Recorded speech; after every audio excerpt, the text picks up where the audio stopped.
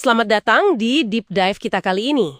Oke, fokus kita hari ini adalah sosok yang sering banget dijuluki Bapak Republik yang dilupakan. Siapa lagi kalau bukan Tan Malaka. Betul sekali.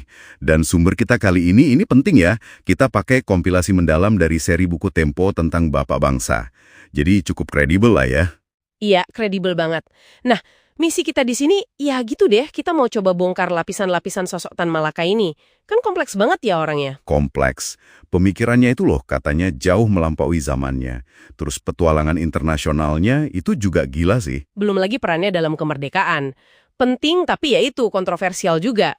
Dan kenapa kok kayak hilang gitu aja dari panggung sejarah utama kita? Itu yang mau kita gali. Nah, ngomong-ngomong soal peran penting, ada satu fakta kunci nih dari sumber Tempo yang sering kelewat. Tan Malaka itu ternyata orang pertama yang secara tertulis loh menggagas konsep Republik Indonesia. Oh ya, serius? Kapan itu? Di bukunya Naar de Republik Indonesia, itu tahun 1925. Jauh banget kan sebelum Hatta atau Soekarno menuangkan gagasan serupa dalam tulisan mereka. Ini titik awal yang krusial banget sih. Wow, 1925 ya? Oke. Mari kita bedah lebih dalam nih. Jadi, gagasan awalnya ini beneran ngasih dampak gede ya? Bukan cuma wacana doang berarti? Iya, bukan sekedar wacana. Buku Naar de Republik itu, terus ada lagi Masa Aksi dari tahun 1926, wah itu disebut-sebut jadi inspirasi penting banget. Sampai gimana tuh pengaruhnya? Ada contoh konkret? Ada. Sumber kita nyatet nih, gimana Soekarno itu sampai menggarisbawahi poin-poin penting dari Masa Aksi buat klub debat Bandungnya dia.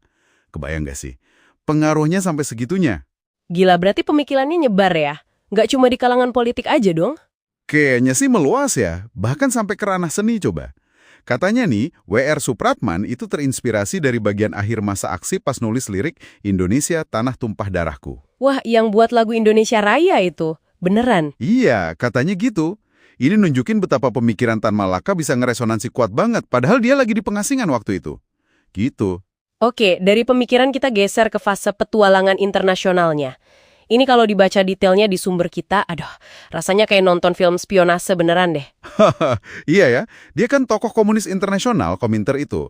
Wah, dia melanglang buana, pakai nama samaran sampai berapa coba? 23. Setidaknya 23 nama samaran yang tercatat. Gila nggak tuh? Melintasi 2 benua, perjalanannya total hampir 89.000 kilometer. Itu jauh banget loh. Katanya sih 2 kali lipat jarak jelajahnya Che Guevara di Amerika Latin. Kebayangan capeknya? Banget. Tapi yang menarik dari perannya di Komintern itu bukan cuma soal jalan-jalannya ya, tapi pemikirannya juga kan? Justru itu intinya, keberanian intelektualnya. Di Moskow tahun 1922, dia berani banget ngasih pandangan yang gak populer waktu itu. Pandangan apa tuh? Dia bilang gini, gerakan komunis di negara kayak Indonesia itu nggak bakal berhasil kalau nggak ngerangkul kekuatan pan-islamisme. Persatuan gerakan Islam, gitu. Wah, unik tuh. Aliansi komunisme sama Islam. Jarang-jarang kan ada pemikiran gitu. Makanya, dia juga menentang keras rencana pemberontakan PKI 1926-1927. Dianggapnya terlalu buru-buru, prematur lah istilahnya. Kenapa dia nentang? Bukannya dia komunis juga. Iya, tapi dia lihatnya belum siap. Persiapannya kurang matang, terus basis masanya juga belum kuat katanya. Jadi dia kritis banget orangnya. Sikap independen dan kritisnya ini baik ke PKI atau nanti ke pemerintah RI, kayaknya jadi ciri khasnya dia ya. Tapi kita balik dulu nih ke perannya pas sekitar proklamasi 1945. Ini momen penting banget. Betul, dia kan balik ke Jawa tuh. Tapi nyamar, jadi Ilyas Hussein. Kerjanya jadi juru tulis di Bayah, Banten. Nah, itu dia. Kenapa dia mesti nyamar sih pas momen genting kayak gitu? Kan harusnya muncul dong. Ya, mungkin karena situasi politiknya nggak pasti banget ya. Terus juga buat ngindarin deteksi dari Jepang, atau mungkin Belanda juga. Tapi nyamar bukan berarti pasif loh. Oh iya? Ngapain dia? Dia aktif interaksi sama tokoh-tokoh pemuda. Ada Sukarni, BM Diah disebut di sumber kita. Dia dorong terus mereka supaya nggak ragu, segera aja proklamasikan kemerdekaan. Ironis ya, dia penggagas awal konsep republik, pas hari H proklamasi malah perannya jadi terbatas gara-gara nyamar. Iya, agak ironis memang. Tapi dia nggak diam aja.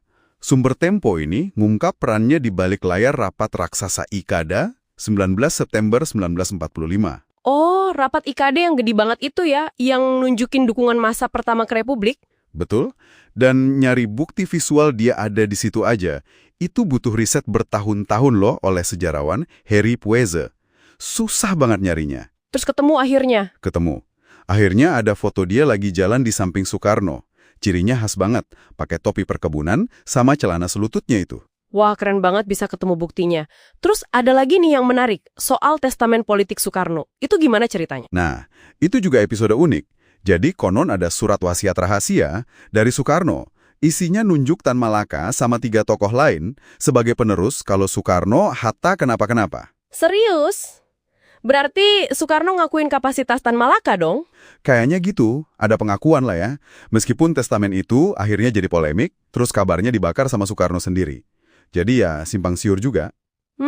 Oke. Nah, setelah proklamasi pun sikapnya dia kan tetap konsisten ya? Nentang jalur diplomasi yang diambil pemerintah Soekarno-Hatta Syahrir. Banget.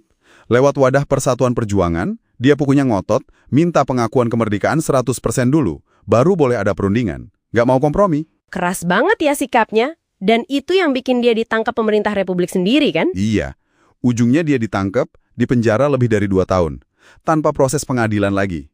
Ini ironi berikutnya. Terus hubungannya sama Panglima Besar Sudirman gimana? Katanya mereka deket. Ada kedekatan ideologis lah ya. Dua-duanya sama-sama nggak terlalu percaya sama diplomasi, lebih milih perjuangan fisik, bersenjata. Jadi Sudirman dukung Tan Malaka. Sudirman bahkan sempat ngasih surat pengantar sama pengawalan buat Tan Malaka pas lagi gerilya di Jawa Timur. Tapi ya itu, disinilah ironi terbesarnya terjadi. Maksudnya? Akhir hidup Tan Malaka itu justru di tangan tentara Republik. Dia ditangkap, terus dieksekusi tanpa pengadilan sama satu unit tentara di Kediri, Jawa Timur. Itu Februari 1949. Ya ampun, tragis banget ya akhirnya. Jadi kalau kita tarik benang merahnya nih, apa sih yang bisa kita ambil dari sosok Tan Malaka ini, dari sumber-sumber yang kita bahas? Yang paling kelihatan ya itu tadi, kompleksitas dan paradoksnya dia. Dia seorang Marxis yang teguh banget ideologinya, tapi di saat yang sama, dia nasionalis tulen yang tujuan utamanya ya Indonesia merdeka. Iya, itu unik banget. Terus dia kan tokoh komunis internasional, tapi pernah bilang, di depan Tuhan, saya seorang Muslim. Gimana tuh? Nah, itu dia. Bikin kita mikir kan? Dia juga pemikir orisinil banget di balik Madilog. Itu loh, kerangka berpikir materialisme, dialektika, logika, yang dia bikin buat bebasin cara pikir bangsa dari tahayul sama logika mistis. Jadi dia itu figur sentral banget ya di fondasi Republik, penggagas awal, pemikir, tokoh internasional, penggerak massa, sekaligus pemimpin oposisi yang gigih banget. Lengkap paketnya. Tapi ya itu, riwayat hidupnya penuh liku, kontroversi, disingkirkan pula. Baik di era Orde Lama, apalagi Orde Baru. Sampai namanya sempat lama banget terlupakan. Benar-benar terlupakan ya? Tepat. Seorang revolusioner yang hidupnya berakhir tragis. Ironisnya, di tangan tentara Republik yang dia perjuangkan kelahirannya. Kompleksitas ini yang bikin dia tetap relevan buat kita bahas terus. Oke. Nah, sebagai penutup nih, di ulas singkat kita soal Tan Malaka, ada satu pertanyaan deh buat Anda renungkan di rumah. Apa tuh? Kenapa ya figur sepenting Tan Malaka, sekontroversial dia, sekaya dia dalam gagasan dan pengalaman, kok bisa begitu lama seolah hilang gitu aja dari narasi besar sejarah Indonesia kita? Pertanyaan bagus tuh. Dan apa signifikansinya buat kita sekarang ini? Untuk nginget lagi, buat pelajari lagi tokoh kayak dia. Buat pahami akar kita sekaligus arah bangsa ini ke depan. Gimana menurut Anda? Coba direnungkan ya.